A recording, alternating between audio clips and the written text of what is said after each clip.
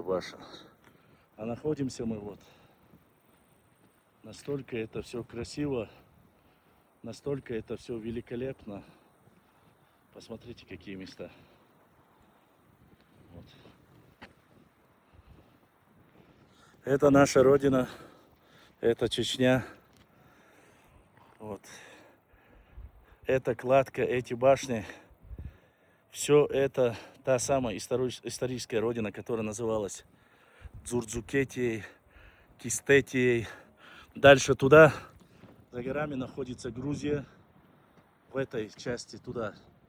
В этой части дальше находится Итумкали. Дальше в ту сторону, вон за той горой, находится Дагестан. Вот здесь, вот в такой местности. И да, я хочу сразу, чтобы хейтеры знали, никаких ингушских строителей здесь не было. Башенные комплексы построены чеченцами, чеченскими зодчими. Вот. Изначально здесь приблизительно до 30-40 жилых комплексов. Вот. Было 2 боевые башни. Боевые башни находились, сейчас я вам покажу, сторожевые боевые башни находились вон там, вот здесь, прямо в высокогорье. Вот здесь одна, и вот в этой области одна. Находились 2 сторожевые башни. Вот притоки речек Шаро-Аргун. Там есть водопад. Здесь огромное количество башенных комплексов, как вы видите. Вот. Вот такая вот ситуация, друзья.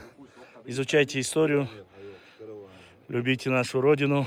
И вот такие дикие яблоки, чтобы было видно. Посмотрите.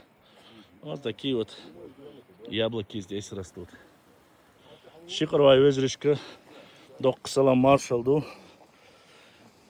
Ногчишка, хаш болчерга, доксалам маршалду. Чтобы вы понимали, когда вы говорите, мы говорим о дзурдзуках, о кистинцах, которые знали грузины, которые зафиксировали грузины, и места, которые фактически недоступны. Самое важное, еще раз повторюсь, здесь нету границы с западными обществами. То есть нету границы непосредственно с ингушами.